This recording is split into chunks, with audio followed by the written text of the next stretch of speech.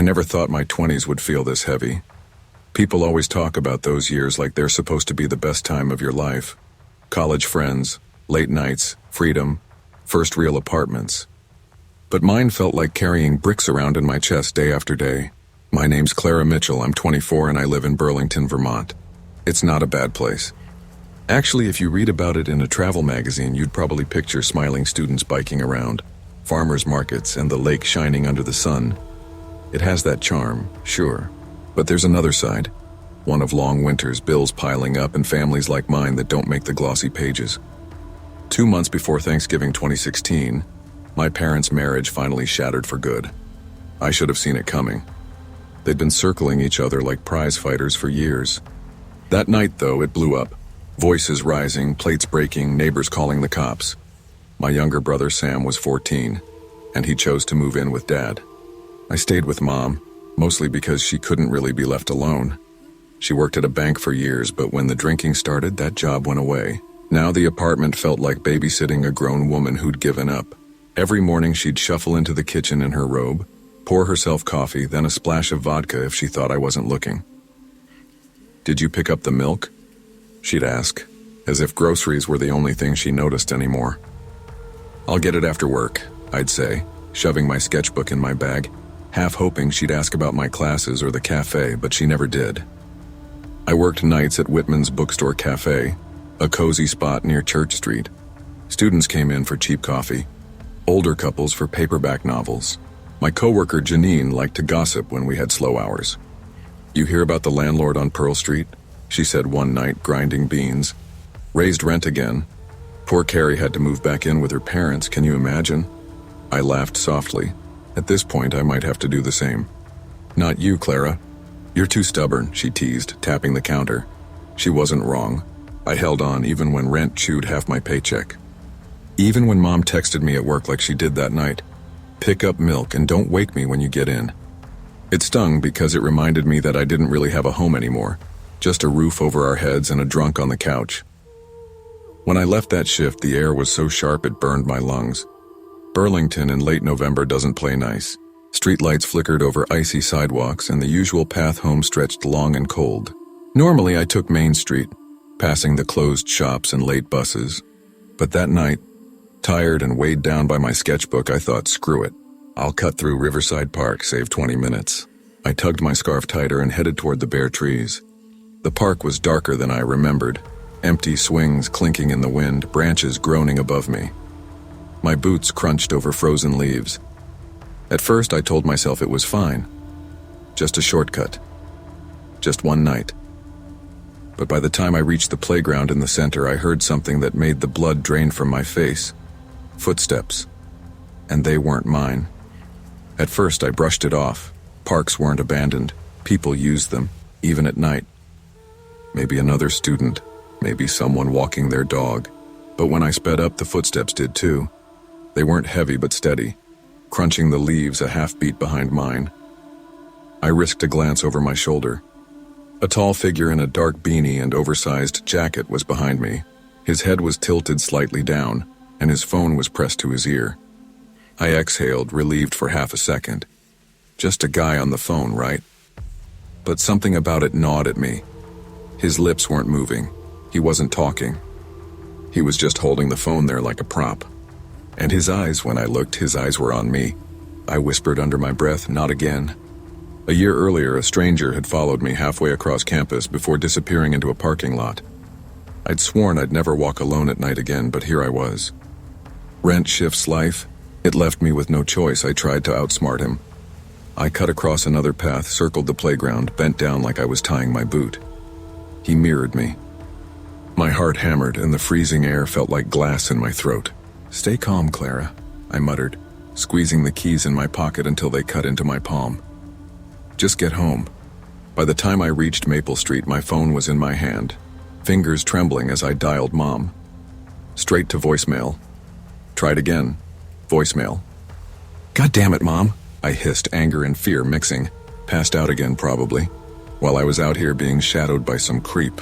I darted across the road, nearly slipping on ice, and finally reached my apartment building. With fumbling hands, I shoved the key into the lock, slammed the heavy door, and leaned against it, breath ragged. For a minute, I thought I was safe. Then curiosity clawed at me. I crept upstairs, pulled the curtain back, and looked down at the street. There he was, no phone, no pretense. Just standing across the road, staring straight up at my window, arms at his sides. For weeks after that night, I couldn't sleep. Every creak in the apartment set my nerves on edge. Mom barely noticed. She'd crash on the couch with a half-empty glass on the table, mumbling, "Don't slam the door," whenever I came in late. At the cafe, I told Janine what happened. "Girl, that's terrifying," she said, eyes wide. "You should have called the cops right then." I did the next day, filed a report. You know what they told me? I stirred sugar into my coffee until it overflowed. Maybe avoid walking alone at night, that's it. She shook her head. Typical. "But Clara, maybe you should tell your landlord or ask someone to walk you home." "Yeah," I muttered. "But who? My mom?" She couldn't walk a straight line after sundown. Days blended together. Burlington gossip swirled around like usual. People complaining about the new parking meters downtown. Rumors of another snowstorm. But under all that, I felt eyes on me. Sometimes walking home. Sometimes at the bus stop, sometimes just outside the bookstore windows. One night I swear I heard pacing outside our building. Back and forth until sunrise. When I checked, the street was empty, but footprints marked the snow near the curb. I thought maybe I was losing it. Maybe stress, the divorce, mom's drinking, it all added up to paranoia. But then came the note. It was a Thursday evening in December, and I was balancing a grocery bag against my hip when I noticed the envelope under our apartment door. No stamp, no address. Just slid there, waiting. Inside, the paper shook in my hands as I read the words written in shaky, uneven script. "Your mother doesn't lock the window. You should be more careful." The world seemed to tilt. My stomach dropped so fast I had to grip the counter. Whoever it was, they'd been close enough to know our windows, close enough to know our habits. I showed Mom, thrusting the paper in front of her. "Do you get it now? This isn't just me being paranoid." She squinted, then waved it off. "Probably some kids messing around. You take things too seriously, Clara." She poured herself another drink, muttering, "Don't work yourself up." I stormed out before I said something I'd regret. At the cafe, I vented to Janine again. "Clara, this is serious," she said, lowering her voice. "Talk to the cops again or stay with someone. Don't go home tonight." "I can't," I said. "Mom needs me." Janine sighed, pressing a cookie into my hand. "Then at least don't walk alone anymore, promise me." "Mother." But promises are easier said than done when you close the shop at midnight and no one else is around. The week before Christmas, Burlington was buried under snow. Streets were quiet, lights strung up on storefronts, people bustling with shopping bags. On the surface, it looked safe, almost magical. But I felt it everywhere, the sense that someone was just around the corner, just behind the trees, waiting. That night, leaving the cafe, I spotted him again. Same beanie, same oversized jacket. This time he wasn't pretending. No phone, just watching me from across the street. I didn't think. I ran. My boots slipped on ice as I bolted toward the nearest open store, a diner still buzzing with late-night customers. I burst inside, startling the waitress. "Hey, honey, you okay?"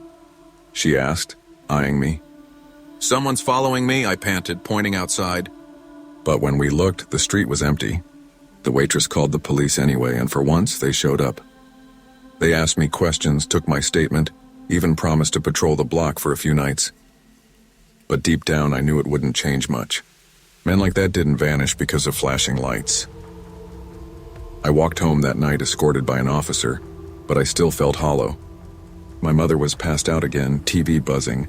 I stood at the window for hours, staring at the snow-covered street, waiting for movement. I never saw him again, not clearly anyway. But every set of footsteps behind me, every shadow on Maple Street makes my heart race even now. And sometimes when the wind rattles our windows, I swear I can hear pacing outside waiting. What happened to me wasn't about one bad night. It was about learning how fragile safety can be, especially for women walking alone. We grow up hearing, "Be careful, don't stay out late, don't take shortcuts," as if survival is our responsibility alone.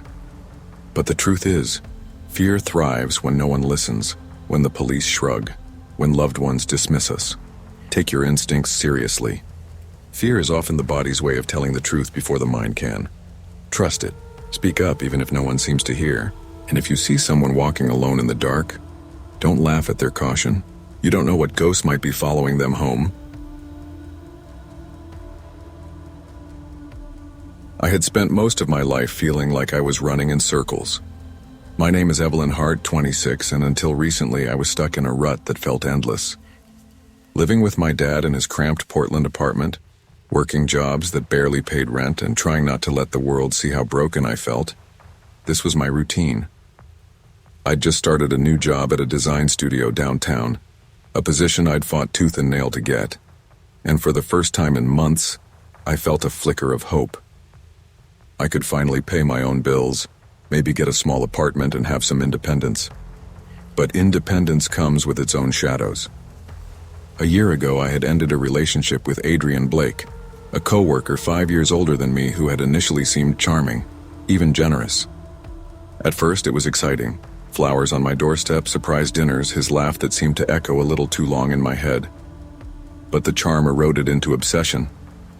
He started showing up at my night classes, leaving notes on my car, calling from numbers I didn't recognize. HR at my previous job dismissed it as a personal issue. When I finally quit, I thought the nightmare would end. That Valentine's Day 2021, Portland was glowing. The streets were decorated with red balloons and strings of lights, couples holding hands outside cafes. I was walking home from my shift, planning to surprise my dad with Chinese takeout. The rain fell cold and steady, soaking through my jacket. I hugged my bag tighter, pretending the plastic containers inside weighed more than they did. I passed the same shops I'd walked by for years. The coffee stand that always smelled of cinnamon, the bookstore that seemed to close earlier every season. A group of college students were laughing by the corner cafe, talking about a new Netflix series. I tried to smile at them, but my mind was elsewhere. Memories of Adrian flickered in the edges of my vision. The way he used to lean too close, the faint scent of his cologne that seemed to linger even after he was gone. When I turned onto Hawthorne Boulevard, a weight pressed between my shoulder blades. Someone was behind me. I froze, pretending to check my phone, heart hammering. The reflection in the shop window told me everything before my brain could catch up. He was there, a tall man in a long navy coat, hands shoved in his pockets, moving with an ease that made my stomach knot. I quickened my pace. So did he. I slowed to tie my shoe. He slowed. Every instinct screamed at me to run. I whispered under my breath, "Not again. Please, not tonight." I pulled out my phone and called Tessa, my roommate. No answer, dialed again, straight to voicemail. My dad was probably asleep in his recliner, a warm cup of tea next to him. I tried another friend. Nothing. The rain drummed against my headphones as I whispered into the phone, "Please, pick up." Then the shadow stepped closer, and my world tilted. It wasn't a stranger this time. Adrian. His hair longer than I remembered, eyes hollow, half-smile that made my stomach churn. "Eve," he said softly, almost playfully. "You really thought you could forget me? On Valentine's Day of all nights?" Panic ignited. My sneakers slapped wet pavement as I bolted. "Don't run from me," he shouted, footsteps pounding behind me. The echo bounced off dark storefronts, chasing me with every heartbeat. I darted into the side alley near my building, fumbling for the glass door. My fingers were shaking so badly I nearly dropped the key. Inside, the lobby was empty, and the fluorescent light buzzed overhead. I bolted up the stairs, adrenaline surging, until my apartment door loomed ahead. I slid the deadbolt into place, my chest heaving. Seconds later, the sound of boots hit the hallway outside, then pounding, a fist, then both fists. "Evelyn!" he roared. "Open the door, don't you dare shut me out again." I pressed my back to the wall, phone trembling in my hand. Tessa finally called back. Whispering, choking on tears, I said, "Call the police, he's here." I could hear the pounding from my apartment as the sirens approached. Adrian's voice broke into desperate wails, shouting things I didn't want to hear. "I know you still feel it, I know you still dream about me." When the officers arrived, they dragged him out, screaming my name. I pressed my back against the wall, shivering uncontrollably, realizing just how close I had come to losing control over my own life. The officers assured me he'd face charges, but deep down I knew, arrested or not, his shadow would linger. Days after, every footstep behind me set my heart racing. The grocery store, the coffee shop, even the hallway in my building. All places became traps in my mind. I deleted social media, changed my phone number, and invested in pepper spray.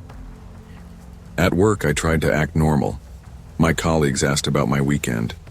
Just stayed in, I said, smiling faintly. No one could know that my apartment still felt unsafe, that each knock on the door, each creak of the floor sent panic rushing through me. Even casual conversations reminded me of him. At a cafe, a man smiled a little too long. On the bus, someone brushed against my shoulder. I flinched, remembering Adrian's laugh echoing in the hallway.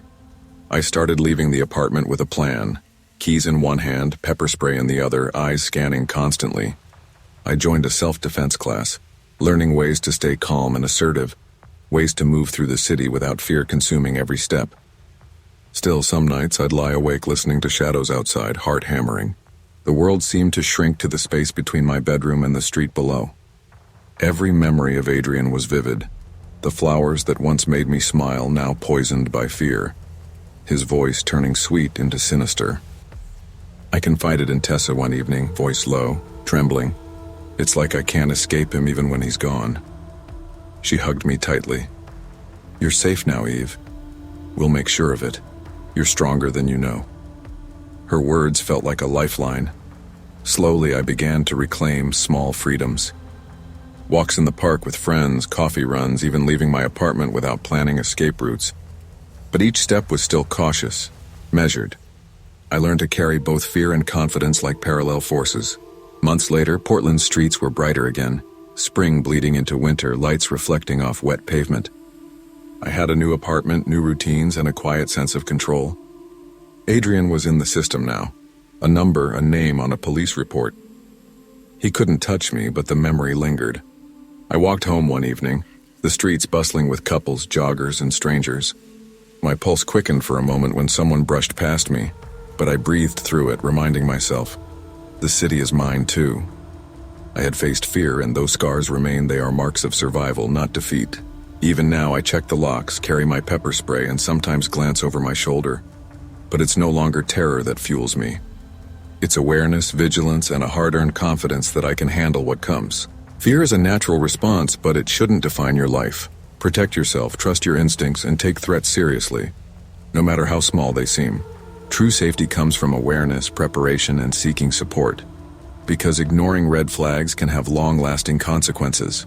Courage isn't the absence of fear, it's moving forward despite it. I had spent most of my life learning to balance responsibility with fear. My name's Rachel Green, 22, nursing student at the local community college in Asheville, North Carolina. I grew up in a house that felt constantly teetering on chaos. 2 years ago, my dad had walked out, leaving Mom to manage me and my younger brother Tyler, who had taken up skipping school and wandering around town late at night.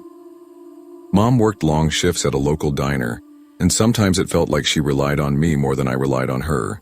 That night, she had been texting incessantly while I was at a friend's birthday party. Don't stay out too late, your brother still isn't home. I can't do this alone. I tried to enjoy myself anyway. Candles flickered on the table. Laughter bounced from wall to wall, and the smell of pizza mixed with sweet frosting filled the room. My friend Jessie was bouncing around, passing around her phone to show everyone pictures from the weekend. Look at this one, she said, pointing at a selfie of her little cousin who had somehow ended up in everyone's shots. We laughed, drank soda, and played charades until nearly midnight. I left early, though, feeling that familiar knot of responsibility tighten in my chest. I wanted to be home before my mom started pacing, worried about Tyler. The roads were slick from a rainstorm earlier, and fog settled low over the hills like a gray blanket. My '97 Honda Civic coughed and sputtered as I tried to make it up the steep hill toward the highway. Come on, not now, I muttered, jabbing at the ignition. The engine coughed once more and died completely. My headlights dimmed, then went out, leaving me in total darkness. I sat there for a few seconds, heartbeat quickening, and realized my phone had no signal. Less than a mile from the highway, I had no choice but to walk. I grabbed my jacket, pressed my keys tight in my hand, and stepped onto the gravel. Mist hung in the air, damp and heavy, and the headlights from distant houses glinted weakly in the distance. My shoes slipped as I started moving, every sound amplified in the eerie silence.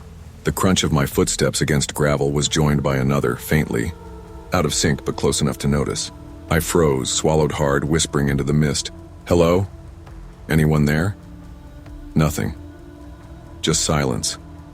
I tried to convince myself it was a deer or maybe some local kids walking late, but the rhythm of the steps returned deliberate and slow, matching mine with a sickening precision. I tightened my grip on the keys, trying to steady my breath. Memories of my dad's voice echoed in my head. "You always scare too easily, Rach, toughen up." He didn't know, couldn't understand how fear could twist itself into something tangible, something that made your legs shake when you were supposed to be grown. I swallowed hard, telling myself, "On, it's nothing, keep moving." I started walking faster, taking small, cautious glances over my shoulder. Shadows flitted between the mist and the trees lining the narrow country road. Someone was there. I could feel it in the way the air seemed heavier, pressing against my back. The crunch of steps grew louder, closer.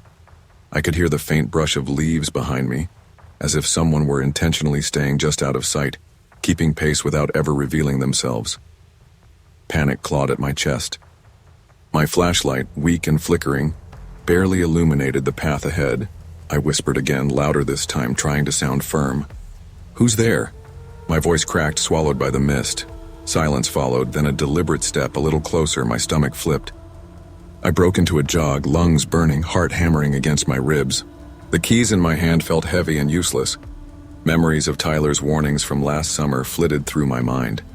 "Rach, be careful walking home after dark. That old forest road is creepy." I'd laughed then, brushing it off as sibling paranoia. Not anymore, this was real.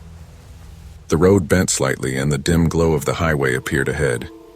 Relief surged, only to be replaced by fresh terror when a rustle behind me suggested the presence was still there. My flashlight flickered again and I caught a glimpse, a crouched figure disappearing behind a tree trunk. I sprinted harder, screaming internally, urging my body forward, until the hum of a distant engine reached my ears. Headlights washed over the fog. I waved frantically. A pickup truck slowed. The driver, a middle-aged woman, leaned out her window. "Are you okay?" she shouted. "Someone's following me." I gasped, practically throwing myself into the passenger seat. My voice trembled as I clutched my keys like a lifeline. "Please, just drive." She hit the gas, engine roaring over the quiet night. I stole one last glance behind me. The tree line was empty, but I felt it, an unblinking stare buried in the darkness, lingering, watching. The next day, sleep eluded me. Every sound, car doors slamming, leaves crunching underfoot, the distant hum of traffic made me jump. I filed a police report and officers came to the site. They found a backpack abandoned near where my car had died, a hunting knife, duct tape, and a blank white mask. "Miss Green," the officer said, voice low. "You were lucky. Whoever left this wasn't messing around." Lucky? I didn't feel lucky. I felt exposed, vulnerable, and haunted. Every time I walked across campus parking lots, every evening trip to the grocery store, I imagined mismatched footsteps behind me, a shadow that would never leave. Friends tried to console me. Jessie, still bubbly as ever, laughed nervously when I explained. "That is terrifying. I mean, really. You should carry pepper spray or something." "I do," I said, forcing a smile. But I couldn't tell her how much more effective it would have been to just not be alone that night. How much I dreaded the dark now. How the misty country roads made my stomach twist into knots. Even at home, I felt watched. Mom noticed my nerves. "Rachel, are you okay?" she asked, glancing up from the kitchen table, hands trembling over a mug of coffee. "I'm fine," I lied. But my voice trembled. She didn't push further. She had enough of her own fears. Tyler getting into trouble, bills piling up, nights spent worrying about me. And I didn't want to add to them. I started taking precautions that became routines. I memorized the routes I walked, avoided shortcuts, and never ventured into the old back roads alone. I carried pepper spray, my keys gripped tightly, and even considered taking a self-defense class. But fear doesn't leave that easily. Every rustle of leaves, every shadow across the road reminded me of that night. Friends noticed my jumpiness. "Rachel, you're always looking over your shoulder," Jessie said one day as we studied in the library. "I can't help it," I whispered. It's like someone could still be out there. The police never found the person, and the mask, knife, and duct tape lingered in my memory like a dark stain. The unknown is worse than the known, I realized. I didn't know if the stalker lived nearby, if they had watched me in the weeks after, if I would have been caught had the truck not appeared at that moment. Months later, the spring air smelled of fresh pine and wet earth. The old country roads leading out of Asheville bathed in the morning sun. I drove them cautiously, my hands tight on the wheel, flashbacks like shadows at the edge of my mind. Slowly, I began reclaiming freedom, walking with friends, visiting local coffee shops, and studying in the library without fear consuming every movement. The fear never fully left, but I learned to carry it with awareness instead of panic. Every evening, I still check my mirrors, lock my car doors, and carry pepper spray. But I no longer let the dark own me. I walk taller, move faster when necessary, and trust my instincts. The night I almost didn't make it home taught me vigilance, courage, and the importance of listening to the voice inside that tells you, don't ignore danger. Life is unpredictable, and danger can strike when we least expect it. Fear is natural, but ignoring instincts can have serious consequences. Protect yourself, trust your intuition, and never underestimate the importance of preparation and awareness. Courage isn't the absence of fear. It's the choice to move forward despite it, knowing that survival and safety matter most. I've always been the kind of person who prefers to keep busy. My name is Patrick Wells, 29, and I work night shifts at a hotel in Manchester. The work isn't glamorous, but it keeps my mind occupied and my hands tired enough to forget the rest of my life for a few hours. I hated coming home at sunrise when the world was just waking up, its chatter and clatter seeping through my bedroom window. Nights were quiet. Days, relentless. Family had always been complicated. My mother's health had been declining for years, leaving my younger sister Emily to shoulder more responsibility than any 20-year-old should have to bear. She texted me earlier that afternoon. "Mom's asking why you never visit. I'm sick of covering for you." I ignored it. Work had been my refuge, my excuse, and my guilt clung to me like a second skin. I trudged down the narrow brick-paved street toward my townhouse, hands shoved deep into my coat pockets. The autumn wind rattled through the streets, kicking dead leaves into the gutters. That's when I noticed it. A tall, unmoving shadow near the bus stop across the street. He wasn't leaning, pacing, or talking. Just standing. Rigid, as if he had chosen that spot specifically. "Bloody weirdo," I muttered under my breath, shaking my head. I tried to ignore it. Maybe someone had fallen asleep waiting for the bus. By the time I showered and made coffee, I glanced out the window again. The man was still there, same position, same angle. Head slightly tilted like he was staring directly at me. My stomach churned. I propped open my laptop and logged into the family video call with Mom and Emily. Their voices were warm and familiar, but I couldn't concentrate. Every few seconds, my eyes flicked back to the shadow. Emily's voice cut through my distracted thoughts. "Pat, are you even listening? Mom's asking you a question." Yeah, I'm here," I said, trying to sound normal, but I couldn't take my eyes off him. I almost mentioned it, but I hesitated. They'd call me paranoid. I didn't need that added guilt. That night, brushing my teeth, I heard it. Footsteps on my front walk. Slow, deliberate crunching on the gravel. My pulse spiked. They stopped outside the door. Silence. Then retreated. I pressed my eye to the peephole. Nothing, street empty, my chest still pounded. The next morning, I found a soft knock at the door. I froze. Slowly, I opened it. Taped to the wood was a folded note. Shaky, deliberate handwriting. "Pat, answer the door." I felt cold all over. The familiarity of my name made it impossible to dismiss. Trembling, I called the local police. 2 officers arrived, polite and attentive. They glanced at the note, one shrugging. "Probably a prank," he said. "Just keep your doors locked." No report, no follow-up. Just me staring at the note in disbelief, trying to convince myself it wasn't serious. But the memory of the shadow across the street, motionless, unblinking, lingered in my mind. Sleep didn't come easily that night. Every creak, every wind gust rattling the windows made me jump.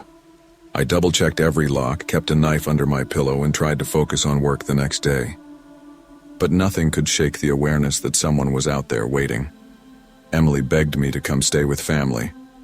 "Pat, just a few nights. It'll be safer." "I'm fine," I insisted, though my voice cracked slightly. Pride? Denial? A mixture of both.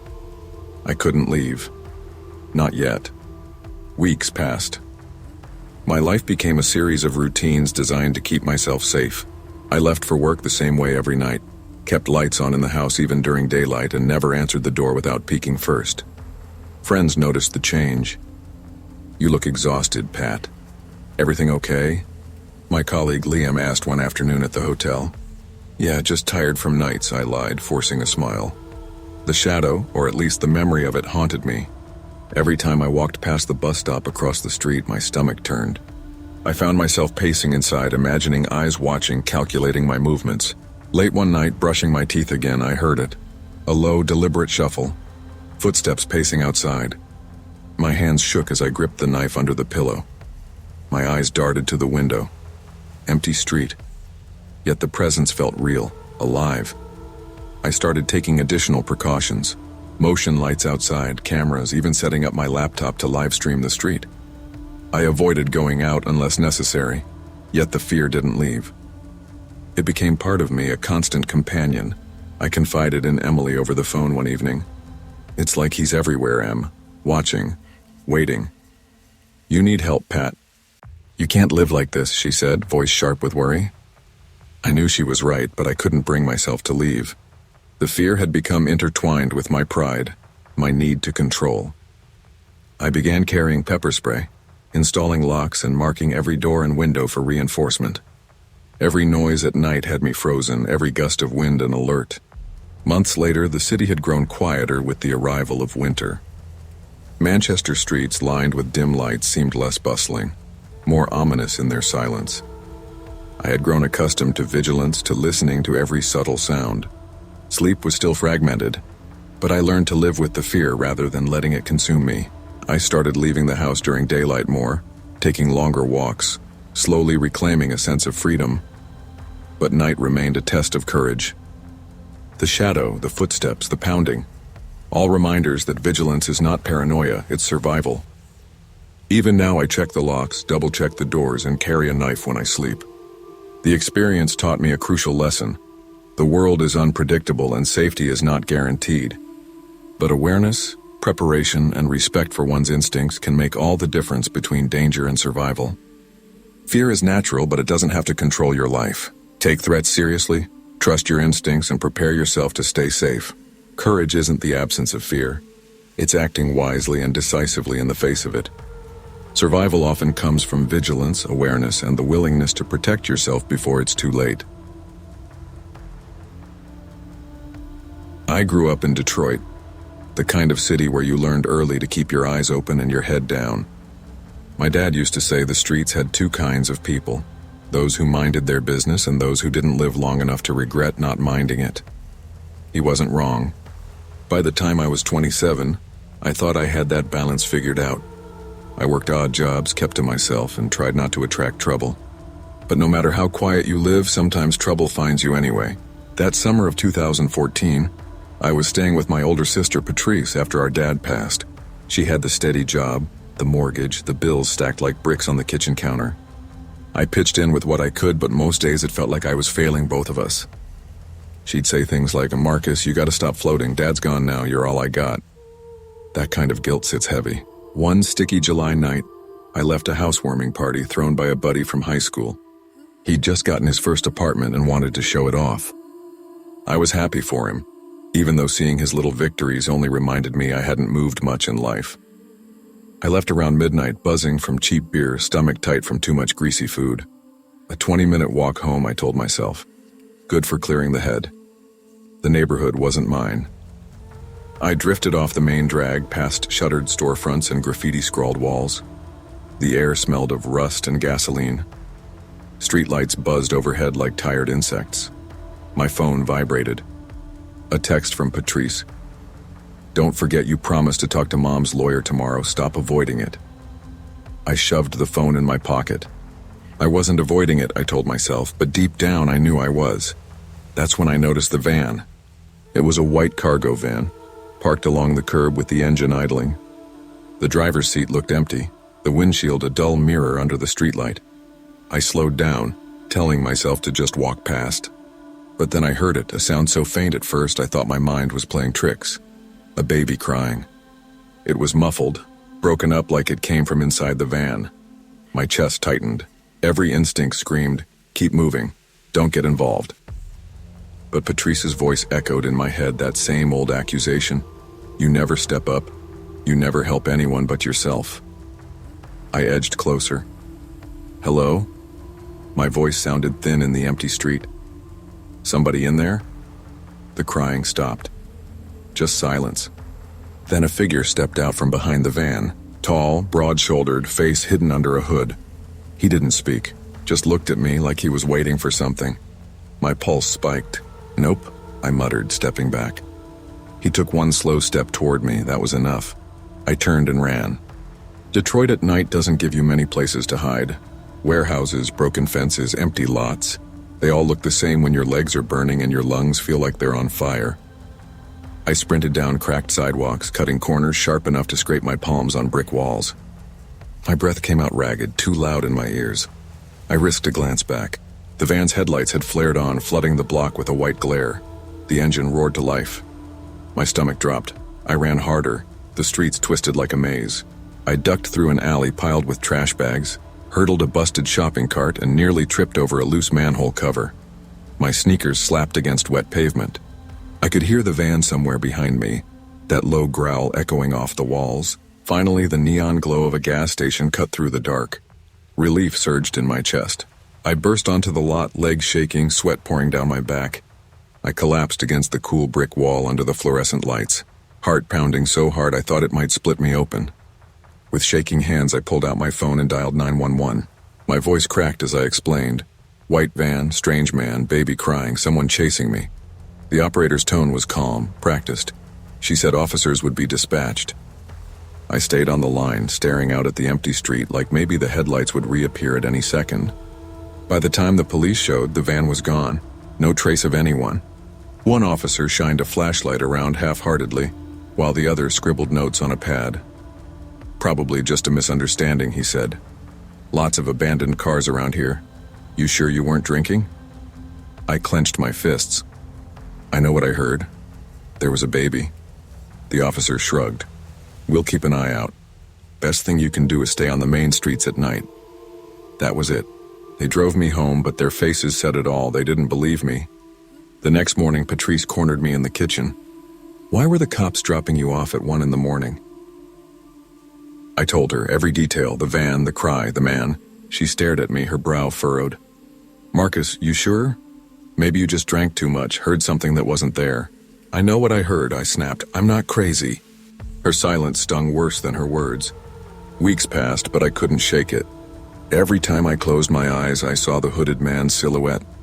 Every time I heard a baby cry, a stroller on the bus, a kid in the supermarket, my chest tightened until I thought I'd choke. Nights were the worst. I'd lie awake in Patrice's spare room staring at the ceiling, replaying it all. One night I dreamed I opened the van's back doors. Inside wasn't a baby, but dozens of old broken toys. Stuffed animals with ripped seams, dolls with eyes missing, plastic trucks stained with rust. I woke drenched in sweat, the echo of that cry still ringing in my ears. I started avoiding night shifts. Told my boss at the loading dock I couldn't do late hours anymore. He wasn't happy, but he needed workers, so he let it slide. Patrice noticed, though. You can't live scared forever, she said one morning over coffee. I'm not scared, I lied. I'm being careful. But the truth was, I was scared. Then one humid August night, I saw it again. I'd stayed late at the library, trying to distract myself with job applications. By the time I left, the streets were quiet, too quiet. As I crossed toward the bus stop, my stomach sank. Parked across the street, half hidden in shadow, was a white cargo van. Engine off, windows dark. My breath caught. Maybe it wasn't the same one, couldn't be.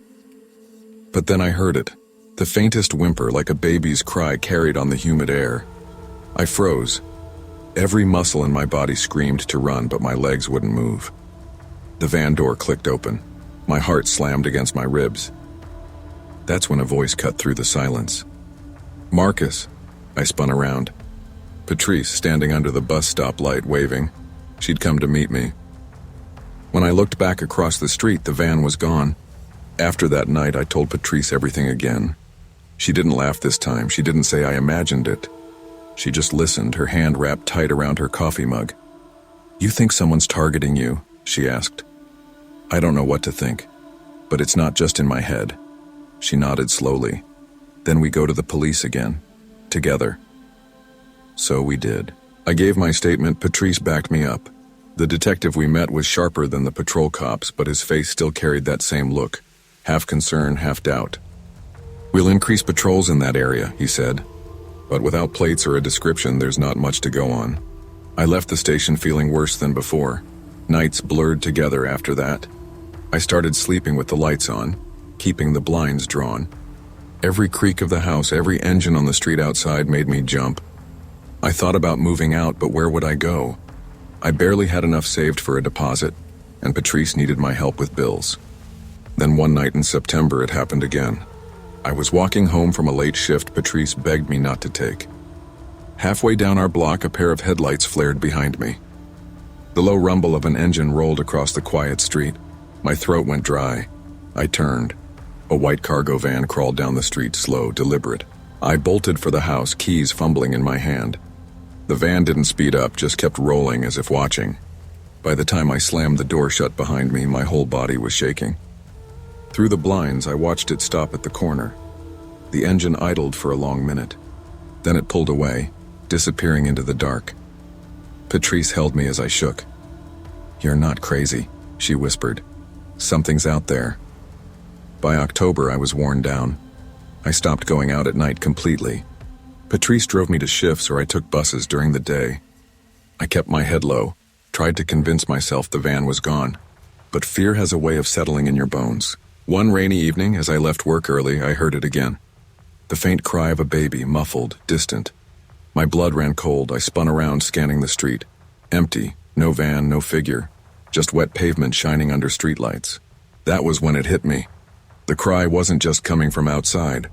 It was coming from inside me, stitched into my nerves like scar tissue.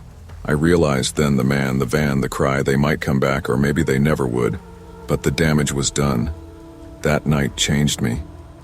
It showed me how quickly safety can vanish, how easily you can become prey when you least expect it. Even now, years later, I still flinch at the sound of a baby crying. I still look twice when I see a white van parked on a street.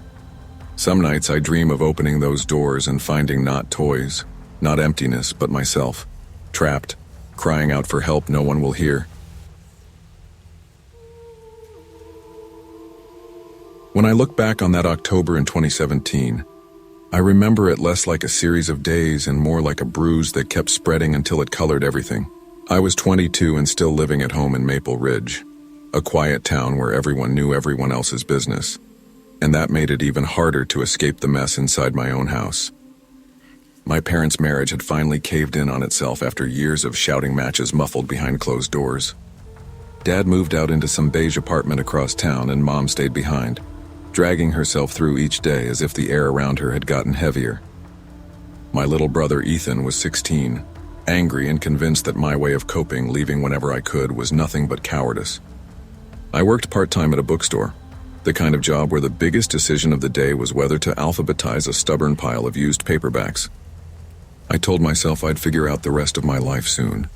But at night, when the lights dimmed in the store and the silence crept in, I knew I was drifting, scared of admitting that maybe I had no plan at all.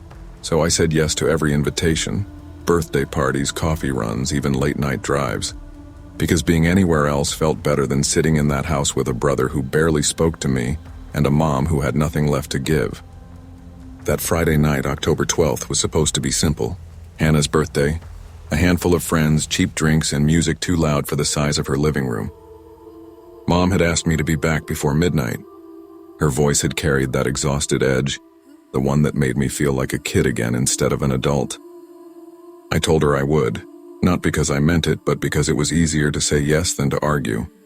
Midnight came and went while we were still playing games, singing along to songs we half remembered, and trying to forget how small our lives actually were. When I finally left, I realized my phone had died, the screen dark no matter how many times I pressed the button. I didn't feel like going home, not right away. The thought of walking through the door, facing Ethan's glare or Mom's questions made me drag my feet. So I chose the long way back, through the quieter streets, where the houses stood further apart and the trees leaned in close enough to blot out pieces of the sky. At first it was peaceful, the kind of crisp October air that made my lungs sting just enough to remind me I was alive.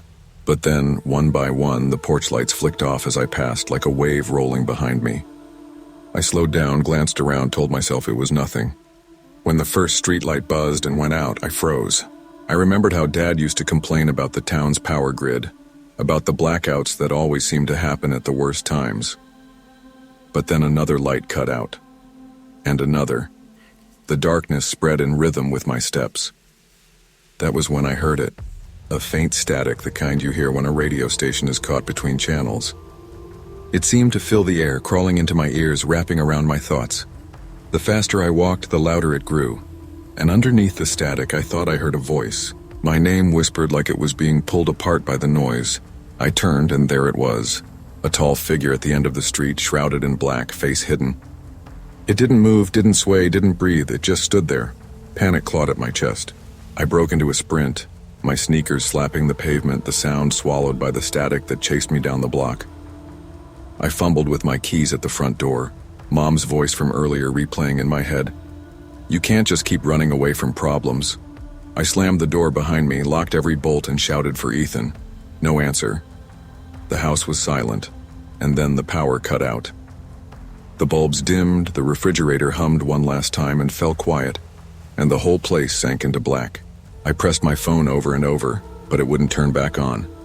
I found the landline in the kitchen with hands that shook so badly I could barely hold the receiver. When the police finally arrived, they searched the street, found nothing. They suggested I'd had too much to drink, or maybe the stress at home was playing tricks on me. But I know what I saw. The next morning I tried to act normal, but the house carried a weight. Ethan smirked when I told him about the lights, called me dramatic. So what, now you're afraid of the dark? He said, and the way he laughed made me want to hit him. Mom didn't laugh, but she didn't believe me either. She told me it was stress, that divorce made people see shadows that weren't there. Over the next few nights, the house started acting strange. Lights flickered for no reason. The TV clicked on with static when no one touched the remote. I told myself it was faulty wiring, but Ethan began sleeping on the couch instead of his room, muttering that he heard whispers outside his window. I pressed him, but he refused to admit it outright, just looked at me with wide eyes that gave him away. I tried to research. Late at night, when Mom was asleep and Ethan was snoring on the couch, I scrolled through forums, neighborhood boards, anything that might explain what I'd seen. I found stories stretching back years. People in Maple Ridge wrote about strange outages, about voices in the static, about figures that stood at the end of the street. The pattern was always the same. Police did nothing, and eventually families stopped talking about it. They pretended it wasn't there. That terrified me more than the figure itself. The idea that this thing wasn't new, that it wasn't going away, that silence was the only way people survived it. One night, I made the mistake of testing myself. I walked back down that street alone, breath clouding in the cold, heart hammering against my ribs. At first, everything was normal. Houses, hedges, cars. But then the lights began to flicker. The static returned, wrapping around me like invisible wires. Lena. The figure was there, closer this time. Still silent, a hand slowly rising to point at me. My knees nearly gave out, but something inside me cracked. I wasn't going to run this time. "What do you want?" I shouted. Nothing. Just silence. The static filling my ears until I thought my head would split. I bolted again, lungs burning, and when I burst into the living room, Ethan was waiting. He looked pale, shaken. His voice cracked when he asked, "Did you see it too?" That was the first time he admitted it. After that night, there was no pretending anymore. Ethan avoided his room. Mom stopped turning off her light when she went to bed. And me, I stopped leaving the house after sunset. I told Hannah I couldn't hang out, ignored texts from friends, let my world shrink to the walls of our home. But even there, the static crept in. Some nights I swore I heard footsteps in the hallway, slow and deliberate. Ethan swore he heard whispering from the vents. We never told Dad. He wouldn't have believed us. He already thought we were too dependent on Mom. Too dramatic. But sometimes I wondered if he'd left because he'd seen it too and couldn't handle it. The days blurred together. I clung to daylight like it was the only thing keeping me sane. But every night, as soon as the sun went down, I felt it. The presence pressing against the walls, slipping through the cracks, waiting. Not outside anymore. Inside. Years later, I still think about that October. My parents never reconciled. Ethan grew up and left as soon as he could. Mom sold the house and I moved away, but Maple Ridge hasn't left me. Sometimes, in the middle of the night, I'll hear static hum through a speaker or a bulb flicker for no reason and my chest tightens. I wonder if it followed me or if it was always inside me, born out of grief and guilt and anger that never found a way out. I never walk alone at night anymore. I never laugh off the dark. Some shadows aren't just tricks of the light. Some are waiting, patient, in the corners we don't want to see. The darkness outside will always exist, but the real danger comes when we ignore the shadows inside our own homes and within ourselves. Pain and fear left unspoken can grow into something that follows us everywhere. Facing what we carry within is the only way to keep it from consuming us. When I think back on being 14, I remember mostly the quiet. The kind of quiet that comes from growing up in a house where both parents are stretched too thin to notice much of anything.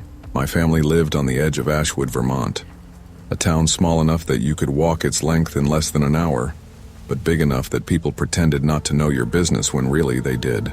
We had woods instead of neighbors, dirt trails instead of sidewalks. Most kids in my grade lived close enough to bike to school or had parents who dropped them off. Me, I had to walk a mile-long dirt trail to the bus stop every morning. That trail was lined with old maples and pines, mist curling through them most mornings like smoke rising from the earth itself. It always felt older than the town, older than me, like it belonged to something that didn't want to be disturbed. My dad worked nights at the paper mill, which meant he was usually passed out on the couch when I left for school. My mom worked mornings at a diner and evenings cleaning houses, so she rushed through every conversation we had. My older sister, Emily, was finishing high school and already had one foot out the door. She had college visits, honors classes, boys calling the house. Compared to her, I was just another body in the house, quiet enough not to add to the chaos. The money fights were constant. Some nights I lay awake listening to the low growl of my father's voice and the sharp edge of my mother's, words snapping back and forth like whips. When I asked questions, they waved me off. "Don't worry about it, Mike," Mom would say, even though it was impossible not to. That spring I felt invisible, like a shadow in my own family. That's why at first I didn't think much of the silver sedan. It was a damp Monday morning, the kind where your shoes sink into the mud with every step. The car was parked awkwardly on the trail, as though someone had stopped in a hurry and hadn't bothered to line it up. The engine was off, the windows fogged, but I could see a figure inside.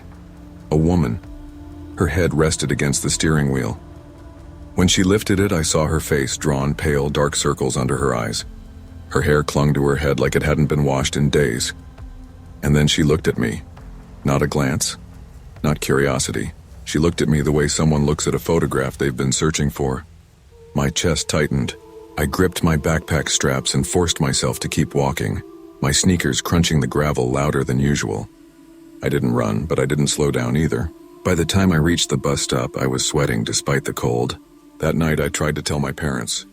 We were eating dinner at the small oak table in our kitchen, the one with a cigarette burn in the corner from before Emily was born. I said there'd been a car on the trail, a woman sitting inside. My dad's fork hit the plate so hard the sound made me jump. "Not her again," he muttered, more to himself than to me. My mom's eyes flashed, sharp and warning. "Drop it, Michael, eat your dinner." That was it. No questions, no explanation, just silence. The next few days, my parents changed their routine. Dad drove me to school even though it meant staying up after his shift. Mom picked me up when she could. They fought about schedules, about sleep, about gas money, but neither of them complained about why. I kept waiting for someone to tell me the truth, but the silence stretched on. By Friday, they were too tired to keep it up. Dad's truck was already in the driveway when I left, his snores muffled through the living room wall. Mom's uniform smelled of coffee and grease as she brushed past me on her way to the diner. "Be careful," she said, though her voice cracked like there was more she wanted to add. The trail was damp again, the kind of morning where the mist curled around your ankles. The sedan was gone. I convinced myself it had been a fluke, some lost traveler who'd pulled over. But I couldn't shake the look in her eyes, the way she'd stared at me like she knew me. The weekend passed in a blur of chores and arguments. Emily fought with Dad about curfews. Mom cried in the bathroom with the fan running, and I stayed out of the way. Monday morning, they didn't even mention driving me, so I walked. And there it was again. The silver sedan, pulled off the side of the trail like it had been waiting for me. This time the window rolled down with a long groan. The woman leaned out just enough for me to see the sharp lines of her face. The thin skin stretched over her cheekbones. "Michael Reed," she whispered. My full name. My stomach dropped. "Who are you?" I managed to ask, though my voice sounded small. Her lips trembled. She didn't answer, just kept staring. I bolted into the woods, branches snapping back at me, scratching my arms. My backpack slammed against my shoulders as I ran, heart hammering so loud it drowned out everything else. I didn't stop until I stumbled onto the road near our house. I burst through the door, gasping, tears burning my eyes. Dad shot upright on the couch, blinking at me. "She's back," I choked out. "She said my name." The look on his face made me colder than the run had. He didn't ask who. He didn't ask what I meant. He just got up and locked the door. That night, after hours of silence, they told me the truth, or part of it. The woman was my dad's ex-wife. Her name was Laura. She'd struggled with mental health for years, and after my parents got together, she hadn't let go. When I was a toddler, she tried to take me from the yard one afternoon while Dad was at work. A neighbor stopped her, but the police had been called and a restraining order was filed. She wasn't supposed to know where we lived anymore, Mom said, her hand shaking as she lit another cigarette. I couldn't wrap my head around it. My dad had been married before. This woman had tried to take me. The idea that she was out there whispering my name on the trail made me feel like the ground under me had cracked. They promised they'd call the police. They did. Officers came by, took a statement, and drove down the trail. The sedan was gone. They told us they'd keep an eye out, but with limited resources, there wasn't much they could do. That didn't make me feel safer. Over the next week, I saw her twice more. Once from a distance, standing by the sedan, her hands folded in front of her like she was waiting for church to start. Once deeper down the trail, no car in sight, just her body standing still among the trees. Each time I ran, each time I came home shaking. My parents stopped asking what was wrong. They knew. Emily tried to brush it off. "She's just some crazy lady," she said. But her eyes darted toward the windows every night, and she kept her phone closer than usual. I started dreaming of her. In the dreams, she wasn't whispering. She was screaming my name, her face pressed against glass, her hands clawing for me. I'd wake up drenched in sweat, my sheets tangled around me, the sound of her voice echoing in my head. Eventually, the sightings stopped. Weeks passed. Winter came, the trail froze, and I walked it in silence, my breath fogging the air. But even when the sedan was gone, I never stopped looking over my shoulder. I never stopped expecting to hear my name whispered from the trees. My parents never told me what happened to her. Maybe the police found her, maybe she disappeared on her own. All I know is that something shifted in our house. My parents fought less, but only because they were too tired, like the fear had drained them. Emily left for college the next year, and I was left with the silence again, heavier than before. Even now, years later, when I walk alone at dusk, I feel it. That same prickling on the back of my neck, that same sense that someone is waiting just beyond the tree line. The trail never stopped belonging to her. Long before that summer in 2015, I thought of myself as someone who could read people, read situations, and sidestep trouble before it got too close. I grew up in a working-class neighborhood outside Chicago, where locking your car doors and keeping your head down were second nature. By my late 20s, I had built a life that felt steady, if not spectacular. I was a graphic designer, making good enough money to share a small apartment with my fiancée, Rachel Moore. She had the kind of steady, level-headed optimism that balanced out my tendency to overthink. But in March of that year, everything I thought I'd built came crashing down. My company downsized, and I was one of the names on the cut list. Losing the paycheck hurt, sure, but it was the humiliation that ate at me. The feeling that I had failed not only myself but Rachel too. I told her I'd bounce back quickly, that I'd line up freelance work or another steady job. But weeks stretched into months, and I couldn't seem to get traction. Rachel, always trying to soothe my restless mind, suggested we take a trip before life dragged us back into routine. She wanted to see the world, to have an adventure before settling into marriage and mortgages. I resisted at first, thinking about our dwindling savings, but she wore me down with her smile and a kind of faith I no longer had in myself.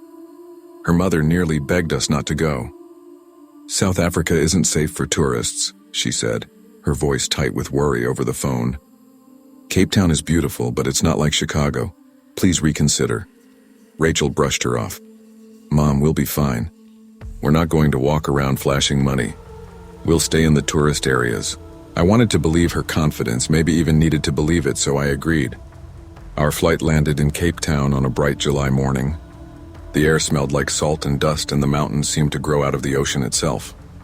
I remember Rachel gripping my hand as our cab wound through streets that mixed modern high-rises with crumbling shacks. "See?" she whispered. "A whole different world." For the first few days, it really was what we needed. We lounged on beaches, explored the waterfront, drank wine in little cafes. We met another American couple at the hotel, Lindsay and Mark, and laughed over seafood dinners, trading stories of home. For the first time in months, I wasn't thinking about resumes or rejection emails. I was just a guy with the woman he loved, in a place that felt far away from all my problems. But even then, I noticed details that unsettled me. The way our cab driver lingered too long outside the airport, making calls in Afrikaans I couldn't understand. The way a pair of men leaned against a van outside our hotel, staring too openly as Rachel and I walked past. Each time I swallowed the unease. I didn't want Rachel to think I was paranoid. On the fifth night, after another dinner with Lindsay and Mark, we made the decision that would haunt me.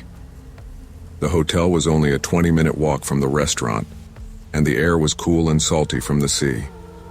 Rachel wanted to stretch her legs. I didn't want to pay for another cab, not after days of small indulgences. "We'll be fine," I told her, even as I noticed how dark the street seemed. We started walking hand in hand, laughing about something Mark had said. That was when I heard it, the low rumble of an engine, tires crunching on gravel. I turned, and there it was, a white van creeping behind us with its headlights off. At first I tried to brush it off. Cars drove slowly in neighborhoods back home all the time. But the sound of that van was too deliberate, too steady, and when I glanced back again, it hadn't passed us, it had matched our pace. Rachel noticed it too. Her hand tightened around my arm. "Daniel," she whispered, "why is it following us?" I forced a laugh I didn't feel. Maybe they're lost, maybe looking for a house number. But my voice cracked on the last word. The street was lined with shuttered shops and half-dead street lamps, patches of shadow so dark they looked like voids. The smell of gasoline hung faint in the air. Every instinct in my body screamed at me to grab Rachel and run, but where? The hotel was blocks away. The van inched closer until I could feel the hum of its engine in my chest. Then with a squeal of brakes, it swung ahead of us, stopping sideways to block the road. 2 doors flew open. Men in masks spilled out, 2, then 3. One shouted something sharp and guttural in Afrikaans, his voice like a whip crack. Rachel screamed, but the sound seemed to vanish into the night. "Get down," the man barked. Even if I couldn't understand the words, the gun in his hand was universal. We dropped to the ground, gravel biting into my skin. The men moved quickly like they'd done this 100 times before. Bags ripped off our shoulders. Rachel's purse yanked away. A hand shoved me flat while another rifled through my pockets. One man dragged me toward the van, slamming my face against the cold metal door as he searched me for money, phone, passport, anything of value. They laughed, mocking me in words I didn't know but understood all too well. Rachel's sobs cut through the night. "Please, please don't hurt us." The gunman barked another command. For a moment I thought this was it, that we'd vanish into that van and never be seen again. But then salvation or something like it. Headlights appeared at the far end of the street, another car moving closer. The men froze, eyes snapping toward the glow. In a rush of panic, they shoved us toward a roadside ditch, our bodies tumbling against rocks and weeds. Then they scrambled back into the van. The engine roared, tires spinning, and within seconds they were gone, swallowed by the dark. Rachel clutched my arm, shaking violently. My clothes were torn, my skin scraped raw, but we were alive, we were alive. We stumbled barefoot for what felt like miles, the road endless and empty. Stones sliced into our feet, and each shadow looked like it might give birth to another van. Another set of masked faces. By the time we reached a gas station, we were half-dressed, trembling, and bleeding. The attendant behind the counter looked at us with something like pity but no urgency. He handed us a phone, listened with half an ear, and shrugged when I begged him to call the police. "Tourists," he muttered, like the word explained everything. When the police finally arrived, their questions were routine. They took notes, filled out forms, but their faces carried no real concern. "You shouldn't have walked," one said flatly. "Not safe." As if it were our fault, as if we had asked for this. That night, lying in a strange bed with Rachel's sobs muffled against my chest, I felt a guilt heavier than anything I'd carried before. I had told her we'd be fine, and I had been wrong. The days that followed blurred together in a haze of paperwork, humiliation, and sleepless nights. Without our passports, we couldn't leave the country right away. We spent hours at the consulate, filling out forms, standing in lines, waiting under fluorescent lights while clerks shuffled papers and called names that weren't ours. Rachel barely spoke. She moved like a ghost, her face pale, her eyes red-rimmed from tears. At night, she jolted awake from nightmares, screaming, clawing at me as if I were one of the masked men. I held her until she quieted, whispering promises I wasn't sure I believed. The police offered little more than a shrug. "It happens," one officer said with a weary shake of his head. "You were lucky." Lucky. That word burned in my chest. Was it luck to be stripped, mocked, left bleeding in a ditch? Was it luck to watch the woman you loved break piece by piece in front of you? I tried to bury my anger in action. I replaced what I could. Clothes, a cheap phone, even a pair of shoes. But money drained fast, and every transaction reminded me of what we'd lost. On the fourth day, I wandered into a bar near the consulate while Rachel rested back at the hotel. I nursed a beer, trying to dull the gnawing guilt when laughter caught my ear. I turned and my blood froze. At a corner table sat our airport cab driver, the same man who had carried us from the terminal days earlier. He was drinking, laughing, and leaning close to two of the very men who had attacked us. I knew their eyes, their builds, their mocking laughter. My hand tightened on the glass until it nearly shattered. Rage surged through me, hot and blinding. I wanted to storm over, scream, smash the bottle against the table. But I stayed rooted, my body trembling, my mind screaming caution. I left the bar, my stomach knotted. When I told Rachel, she looked at me with a hollow expression. "So it was planned," she whispered, "from the start." Her voice cracked, and for the first time since the attack, I saw something break between us, not just fear, but trust. Trust in me. Trust in the world. Trust that I could keep her safe. That night we lay in silence, our bodies inches apart but oceans away. We made it home eventually. Passports replaced, flights rescheduled. Friends and family hugged us tight, their voices heavy with sympathy. Rachel's mother wept, saying she had known something like this would happen. I wanted to shout at her, to say her warnings had been useless, but the truth was she had been right. At first I thought time would mend us. Chicago's familiar streets, the comfort of our apartment, the return to some semblance of normalcy. It all seemed like it might help. But the shadows followed us home. Rachel woke screaming almost every night, clawing at the sheets, her voice hoarse with terror. She jumped at sudden noises, clung to me in crowded places, and refused to walk anywhere after dark. The woman who had once been so fearless, so full of light, was now a flickering shadow of herself. And me? I carried the weight of blame. I replayed that night over and over in my head, rewriting the choices. What if I had insisted on a cab? What if I had fought harder, screamed louder, done something, anything to change the outcome? The guilt gnawed at me until it was all I could taste. Our relationship cracked under the strain. Arguments flared over little things. Money, sleep, even the way I looked at her when she trembled at shadows. She accused me of not understanding, of wanting her to just get over it. I accused her of shutting me out, of drowning in fear while I drowned in guilt. By winter, we were living like strangers in the same space. One night, she packed a bag and left, her goodbye barely a whisper. I didn't stop her. I couldn't. The silence that followed was unbearable. I filled it with work, taking freelance gigs, burying myself in deadlines. But no matter how busy I kept, the memory always found me. Late at night, walking home from a friend's house, I would hear it again. That low hum of tires rolling behind me. That phantom van waiting for me to turn around. Years have passed since that night in Cape Town, but it lingers like a shadow I can't outrun. I rebuilt my career, moved apartments, tried to move on. Rachel and I never found our way back to each other. Last I heard, she moved west, started fresh. I hope she found peace, though part of me doubts she ever will. As for me, I live differently now. I don't walk alone at night, not anywhere, not ever. I trust my instincts in ways I once ignored. When a street feels too quiet, when a car seems to linger too long, I don't dismiss the unease. I listen. Some nights, though, no matter how cautious I am, I hear it again. The ghost of that van rolling slowly behind me. I'll turn my head, heart racing, but the street will be empty. And still, I walk faster because I can't shake the memory of how close I came to being swallowed by the dark. People say trauma fades, that time heals. Maybe that's true for some, but for me it's like a scar that still aches when the weather changes. A wound that never fully closed. I've learned to live with it, but I know I'll never be free of it. Life can change in the span of a single decision. A walk instead of a cab, a shrug instead of caution. We convince ourselves that danger is far away, that warnings don't apply to us until reality proves otherwise. What I carry most from that night is not just fear, but responsibility. The choices we make ripple outward, shaping not only our lives, but the lives of those who trust us. Safety is not paranoia. Listening to your instincts is not weakness. And when someone who loves you voices fear, sometimes the bravest thing you can do is listen.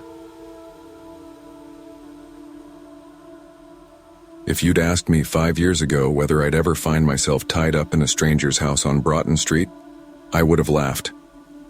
That sort of thing happens in movies or crime podcasts, not in the life of a 33-year-old father from Savannah, Georgia. My days were simple then, dropping my daughter Sophie off at school, dragging myself to work at the auto parts store, heating leftovers for dinner, and collapsing on the couch until sleep won out. But life has a way of shifting under your feet when you're least ready for it. My marriage had ended in a storm of arguments, accusations, and court dates.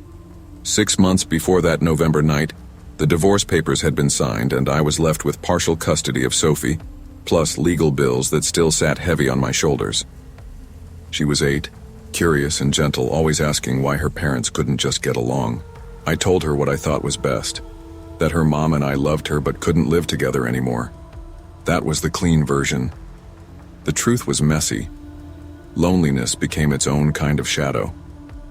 I'd sit in my apartment at night, staring at the walls after Sophie went back to her mom's, thinking about how quickly a house can go from noisy and warm to hollow and quiet. Friends told me I needed to get back out there, that a man my age couldn't afford to wallow. One buddy, Jeff, swore by dating apps. I resisted for months, thinking they were for teenagers or people who wanted hookups, not for a man who still carried his daughter's drawings in his wallet. But one night the silence grew too thick and my stubbornness crumbled. I made a profile. Within a few days I matched with a woman named Natalie Price. Her photos showed a slim brunette with a bright smile and warm eyes, and her messages came quick and confident. She told me she'd just moved to Savannah, that she was renovating a duplex on Broughton Street. She invited me to her small housewarming get-together. I hesitated, thinking about Sophie's words on the phone earlier that week. "Daddy, promise you'll be careful." But loneliness has a way of muffling the voice of caution. It was November 6th, a Friday night, when I finally agreed. The streets were damp from rain as I walked toward Broughton. Brick sidewalks slick and gleaming under street lamps. Most storefronts were dark, their windows reflecting the lonely glow of neon signs. I told myself I was being smart. Only a few blocks from my apartment, easy to leave if things got weird.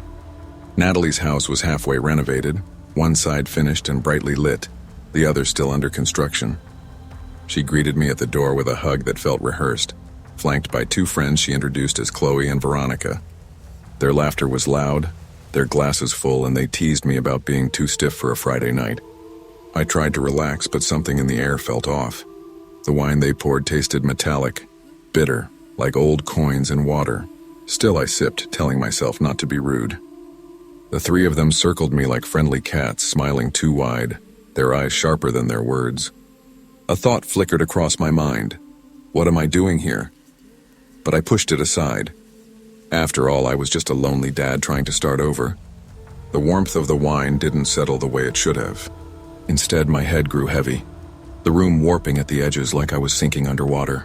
I blinked hard, trying to clear the haze, but each blink seemed slower than the last. Chloe leaned in close, whispering to Natalie with a grin. "He's slowing down already." Veronica brushed against my side, her hand quick and deliberate as she slid my phone from my pocket. I reached for it, but my arm felt like it belonged to someone else, sluggish and uncoordinated. "Hey, that's mine," I mumbled, the words thick and clumsy. Natalie's smile dropped, her voice flat now. "You're not the first, Mark. You lonely guys always walk right into it." Before I could process what she meant, my knees buckled. Hands shoved me back into a chair and zip ties bit into my wrists. I grunted, tried to twist free, but every movement only tightened the plastic against my skin. They dragged me through a side door into the unfinished half of the duplex. The contrast was jarring. Bare wooden studs, exposed wires dangling like veins, dust coating the floor. A single bulb swung overhead, casting sharp shadows. Veronica already had my phone unlocked, forcing my thumb onto the screen for access. My banking apps glowed in the dim light. "Empty it," Chloe ordered, her tone brisk, businesslike. "Transfer everything." I tried to resist, shaking my head. "Please, I don't have much." "I've got a daughter. Do you really think anyone's coming to save you?" Veronica hissed, leaning so close I could smell her perfume, sweet and nauseating. The thought of Sophie pierced through the fog. I saw her face in my mind, the way she'd clung to me at the last custody exchange, whispering that she wished I'd never have to leave.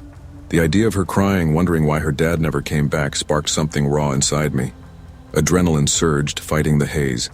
With every ounce of strength, I kicked backward, my foot connecting with Chloe's shin. She yelped, stumbling, and I used the moment to lurch toward the side of the room. My shoulder slammed against an unfinished wall, pain shooting down my arm, but I forced my body forward, toward a half-open gate at the side of the house. The night air hit me like ice, snapping me awake. My wrists burned against the zip ties, my feet bare on the wet pavement, but I didn't stop. I bolted into the alley, the sound of shouts fading behind me. I don't know how long I ran.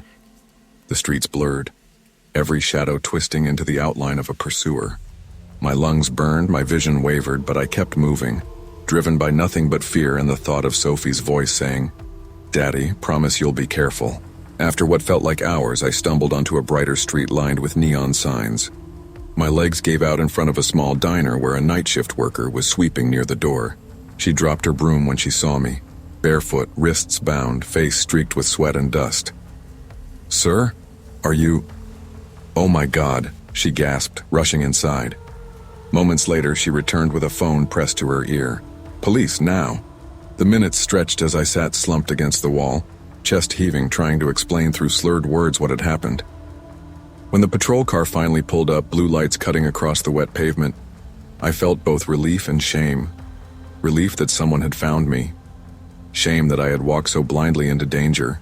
At the station, officers asked their questions in clipped tones.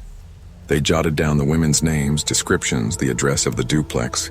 But when they went to check the house, it was empty. No Natalie, no Chloe, no Veronica. No furniture, no glassware, not even the chair they'd tied me to. Just dust and debris like no one had ever lived there. My credit cards were drained, my phone was gone, my accounts locked. "Scammers," one officer said with a shrug. "You're not the first, won't be the last." I wanted rage, I wanted action, but all I felt was exhaustion. I thought of Sophie again, how she'd look at me if she ever knew the full story. I told the police enough for their report, but in my heart I knew I'd never tell her.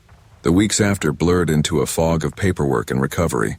I replaced my phone, froze my accounts, tried to patch the holes left behind.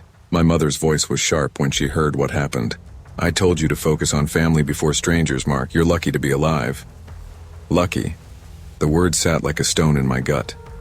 Was it luck that I'd walked into that trap? Luck that I'd escaped? Or was it just a consequence of my own weakness, my loneliness, my recklessness?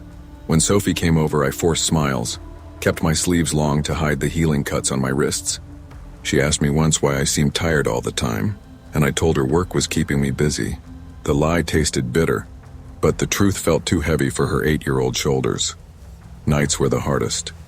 I'd walk home from work and check every shadowed doorway, every alley, convinced that Natalie or someone like her was waiting. The sound of footsteps behind me sent my pulse racing, even when it was just another pedestrian. Trust once lost doesn't come back easy. I thought about deleting the dating apps, but I couldn't even bring myself to open them again. The idea of meeting someone new, of risking another trap, made my skin crawl. Instead, I threw myself into being a father. I cooked with Sophie, helped with homework, listened to her laugh about school. Each moment with her reminded me what I almost lost. By the following spring, the physical scars had faded, but the memory remained sharp. I walked Broughton Street once in daylight, just to see if the house was still there. It stood silent, half renovated, one side freshly painted, the other still bare. For sale signs leaned in the window. To anyone else, it was just another property in transition. To me, it was a ghost. Sometimes I replay that night in my head, trying to figure out the exact moment I could have stopped it. Was it when I downloaded the app? When I agreed to meet Natalie? When I sipped that bitter wine instead of setting the glass down? Every choice felt like a step down a path I couldn't escape until I was sprinting barefoot into the night. But as much as I hate the memory, I know it taught me something. Danger doesn't always come with a ski mask or a weapon in a dark alley. Sometimes it smiles, pours you a drink, and calls it a party. Now, when Sophie asks me about mistakes, I tell her the truth, that everyone makes them, but the real lesson is how you carry them forward. I carry mine heavy, but I carry it. Because I promised her I'd be careful. And promises to your child are the kind you can't afford to break. Loneliness can make us vulnerable, but desperation for connection should never outweigh our instincts. Trust is precious, and once given to the wrong hands, it can cost more than money. It can cost safety, family, and peace of mind. The lesson I carry is simple. Protect what matters most. Listen to your instincts and remember that sometimes the bravest choice is the one that keeps you alive for the people who truly need you. I grew up in a place where you couldn't drive a mile without someone waving or asking how your folks were doing. My hometown was small, stitched together by gossip, Sunday services, and old grudges that never really went away. It wasn't perfect, but it was safe. Or at least that's what my mother believed. She used to say, "In a town where everyone knows your name, you'll never get lost." A safety can feel like a cage when you're 26 and fighting with your father every other week. We couldn't see eye to eye on anything. My job choices, my friends, even how I mowed the lawn. The arguments got worse after I turned down his offer to join the family business. One night he told me I was wasting my life, and I told him I'd rather waste it on my own than live it his way. I packed a bag a month later and moved to Willowdale, Pennsylvania, into a modest apartment in a quiet suburb called Rosewood Pines. The neighborhood was nothing like home. The houses were spaced out, yards trimmed within an inch of their lives, and nights fell into a silence that pressed against the windows. I told myself that's what independence felt like, lonely maybe, but mine. By October, I'd only made a handful of acquaintances. One of them was Eric, a guy from work who'd just bought a house on the edge of Rosewood Pines. When he invited me to his housewarming party, I figured it was a chance to feel like I belonged somewhere. I drove over that evening with a six-pack under my arm and a tight smile on my face. The party was decent. Cheap beer, classic rock buzzing through Bluetooth speakers, people laughing louder than their jokes deserved. I stayed longer than I planned, talking more than drinking, until I noticed the clock pushing past midnight.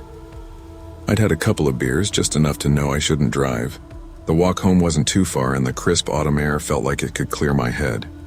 So I left my car parked in front of Eric's and started down the back roads. The chill nipped at my cheeks, and the streetlights grew sparse the farther I went. Fields stretched out in every direction, crickets filling the silence. My phone's battery sat at 2%, the GPS stuttering between screens before going dark completely. That's when I pulled over by an old wooden fence, squinting at the stars to get my bearings. That's when I heard it. At first it was faint, like a whimper carried on the wind. Then it sharpened, a baby crying. I froze, my skin prickling. A baby out here? On these empty roads? The sound came from the direction of the woods, soft but insistent. Before I could decide what to do, she appeared. A woman, pale in the moonlight, her face streaked with tears. She pounded on my window, voice breaking. "Please, my baby, he's hurt. I need help. Please come with me." Her desperation cut through me. My gut screamed, "Stay put," but my mother's words rang louder. Never turn your back when someone begs for help. I took a shaky breath, opened the door, and followed her into the trees. The woods swallowed us almost instantly. Branches scraped my arms as I stumbled after the woman, her sobs guiding me deeper. The baby's cry grew louder with every step. But there was something strange about it, something too steady. It didn't waver like real cries. It looped, mechanical and cold. I called out, Where is he? Where's your baby? But she didn't answer. She just kept moving, pointing ahead, urging me on with frantic gestures. The ground was uneven, roots tugging at my shoes, damp leaves slick beneath my feet. My heart thudded, part fear, part guilt. What if a baby really was out here? What if my hesitation cost a life? Then as suddenly as it began, the crying stopped. The silence was worse. I spun around, breath fogging in the air. The woman was gone. Hello? My voice cracked. Ma'am? Nothing. That's when I saw it. A baby blanket crumpled on the ground, its edges frayed and smeared with something dark. Around it lay scattered bones, small and white, glinting in the moonlight. My stomach turned as I crouched, realizing they weren't from any baby. They were animal bones, cracked and gnawed. A chill rushed over me. This wasn't right. None of it was right. I staggered backward, whispering, "No, no." My chest tightened, panic rising fast. Every shadow stretched longer. Every rustle in the leaves felt like footsteps. I bolted toward the road, branches snapping behind me as if the woods themselves chased me out. When I burst back into the open, gasping, my relief vanished instantly. My car door was ajar. My hands shook as I rushed forward, praying I'd just been careless, that I hadn't locked it properly. But the truth stared me in the face. My keys were gone. The driver's seat was empty, the glove box hanging open, papers scattered. I whipped around, scanning the road. And then I saw her. She stood just beyond the reach of the streetlight, half hidden in the shadows. The same woman who had begged me for help, but now her face was different. The tears were gone, replaced by a twisted grin that stretched too wide. She held my keys, dangling them between her fingers like bait. I froze, breath caught in my throat. "Why are you doing this?" My voice cracked, weaker than I wanted. She tilted her head, silent, the grin never fading. Then without a word, she stepped backward into the darkness until she vanished completely. The night swallowed me whole. My chest heaved, panic spiraling. I couldn't fight her. I couldn't follow her. My only option was to run. So I did. I don't know how long I ran, only that my legs burned and my throat felt raw. Every sound, the crunch of leaves, the distant call of an owl, morphed into threats. I kept glancing over my shoulder, sure she was right behind me. Finally, headlights cut through the darkness. A pickup truck rattled down the road, its beams washing over me like salvation. I stumbled into the lane, waving frantically. The driver slammed the brakes, cursing as he leaned out. "Jesus, kid, you trying to get yourself killed?" "Please," I gasped. Someone's after me." He studied me, suspicious, but the terror in my eyes must have convinced him. He unlocked the door and I climbed in, trembling. As we drove, I told him everything, the crying, the woman, the woods, the blanket, the bones. His jaw tightened, but he didn't say much. When we reached the police station, I repeated the story, but the officers exchanged looks that said more than words. Stress, alcohol, maybe a prank gone too far. They humored me, filed a report, but I could tell they didn't believe a word. The next day I returned with an officer to the spot in the woods. There was nothing. No blanket, no bones, no sign of a struggle. Just trees and silence. Months passed and life in Willowdale settled back into its rhythm. I worked, paid bills, tried to forget. But forgetting wasn't possible. Every time I walked at night I heard it, the faint echo of a baby's cry just out of reach. I tried telling myself it was imagination, a scar left on my mind. But deep down, I knew what I'd seen, what I'd felt. Someone had lured me out there. Someone had wanted me vulnerable. And for reasons I still can't explain, they let me go. I thought about moving back home, swallowing my pride, apologizing to my father. But I stayed. Maybe stubbornness, maybe denial. Independence has a cost, and I was still paying it. Even now, years later, whenever autumn returns and the nights grow colder, I hear it. That cry, that woman's grin. And I wonder how many others she's lured into those woods and how many never made it back. Not every cry for help is what it seems. Compassion is a gift, but blind compassion can be dangerous. Trust your instincts even when guilt whispers otherwise. The world has shadows that prey on kindness, and sometimes survival means knowing when to walk away. I grew up in a small Ohio town where you couldn't walk into the grocery store without bumping into 3 people who knew your family tree back to your great-grandfather. Life there was slow, safe, and predictable. I worked part-time at the local hardware store while finishing up trade school, and most folks assumed I'd stay there forever, wiring up barns and fixing outlets for the same neighbors I'd known since childhood. But I wanted more. I wanted the challenge of a city, the noise, the opportunity. So in April 2013, when I got offered an apprenticeship with a Philadelphia electricians union, I packed my beat-up Ford Taurus and drove east. My mom cried when I left, and every night after she called to remind me of the same thing. Stay careful, Ethan. Big cities eat small-town boys alive. I laughed it off, but the truth was I felt small out there. Philadelphia was a maze. The row houses looked the same, the buses ran late, and I always seemed to take the wrong turn at least once on my way home. My roommate Kenny worked night shifts at a warehouse, so I spent most evenings alone. To kill time, I wandered the streets trying to map the neighborhoods in my head. I told myself that's how I'd grow into the place, by learning its rhythms, that Friday night started like any other. I'd stopped by a coworker's apartment for pizza and cheap beer, laughing over our boss's bad jokes and the miserable state of the wiring at some old office building we'd been working on. By midnight, I was yawning and decided to walk home. My phone had died hours earlier, and I didn't bring a charger, but I figured I knew the way. The streets were quiet, storefronts shuttered, puddles from an earlier rain reflecting the glow of street lamps. I pulled my jacket tighter as the wind picked up. That's when I heard the slow roll of tires behind me. A yellow cab eased up, the window sliding down. "You lost, kid?" the driver asked, his voice carrying a city edge I didn't recognize. "Hop in, I'll get you home cheap." I hesitated. Back home, you didn't just climb into a stranger's car, but the thought of another mile through dark, unfamiliar blocks made me step closer. "I'm on Fairmount Avenue," I said. "Fairmount, sure," he nodded, unlocking the door. I got in. At first, it felt like any ride. The cab smelled faintly of smoke and vinyl, the meter blinking red, though I didn't pay attention to the numbers. The driver kept his eyes on the road, face dimly lit by the dash. He barely spoke, and I didn't push for conversation. We drove for a while, but instead of angling back toward the brighter downtown lights, the streets grew darker. Windows were boarded up, street lamps smashed or missing. I shifted in the seat. I think you missed the turn. Fairmount's back that way." No answer. I leaned forward. "Hey, did you hear me?" That's when I saw it, the faint smirk in the rearview mirror, and then the soft click of the locks. My chest tightened at the sound. "Sit back," he finally said, voice flat. "We're almost there." A ripple of panic surged through me. I yanked at the door handle, but it wouldn't budge. My hand shook as I banged on the window. "Let me out! Now!" The driver didn't flinch. He just kept rolling deeper into the dark. My mother's voice looped in my head. "Big cities eat small-town boys alive." I swallowed hard, fighting the urge to scream, and pressed myself against the door, watching the lights fade behind us. The cab finally slowed, pulling into a deserted industrial lot. Rusted fences lined the perimeter, shadows stretching across cracked pavement. My pulse hammered so loud I could hear it in my ears.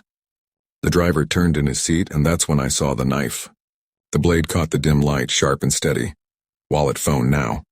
My throat dried. I fumbled out my wallet and handed it over. "That's all I've got," I stammered, but he wasn't satisfied. He lunged, pressing the blade against my neck.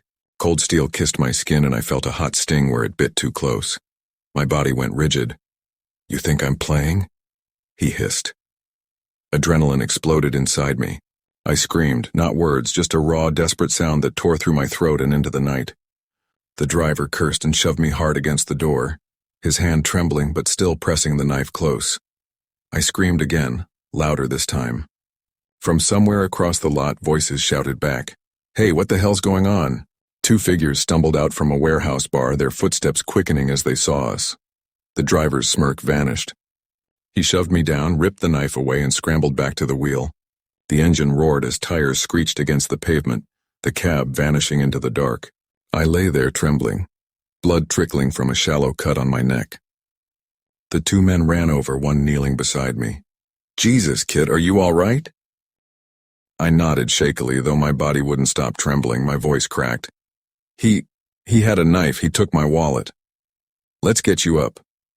They hoisted me to my feet, guiding me out of the lot and toward the street. My legs wobbled like rubber, every nerve screaming danger even though the cab was gone. One of them pulled out his phone. "We'll get you to a hospital first. That cut looks bad. At the ER, nurses swarmed me, cleaning the wound, checking my vitals. The police came too, notebooks ready. I gave them everything I remembered. The yellow cab, the smirk, the knife, the way he said, "We're almost there." The officers traded looks. One muttered, "Fake cab, most likely. They've been popping up lately." A chill ran through me. I'd thought cabs were safe. They were supposed to take you home, not strip you down to nothing but fear. That night, lying in the hospital bed, I couldn't stop replaying it. The click of the locks, the blade at my throat, the way his eyes never wavered in the rearview mirror. Weeks passed before I felt steady enough to walk the streets again. The police found the stolen cab abandoned, wiped clean of prints. A few weeks later, they arrested the driver during an armed robbery across town. I was called in to testify, and when I saw him in the courtroom, that same smirk flickered across his face. My stomach turned, but I told the jury what he'd done, my voice shaking but firm. He was sentenced to years behind bars, but that didn't erase the fear. Even after justice was served, the city felt different. Every time a car slowed beside me, my heart seized. I kept my routes short, my head down, my guard high. Independence didn't mean wandering anymore, it meant survival. Mom still calls, still tells me to be careful. I don't laugh it off anymore. I tell her I will, and I mean it. Because I learned the hard way that danger doesn't always come from shadows and alleys. Sometimes it pulls up beside you, rolls down the window, and offers you a ride. Trusting strangers blindly can turn routine choices into life or death moments. Safety isn't about paranoia. It's about listening to your instincts and respecting the small warnings your gut gives you. The world has people who prey on hesitation, and sometimes the strongest thing you can do is say no and keep walking.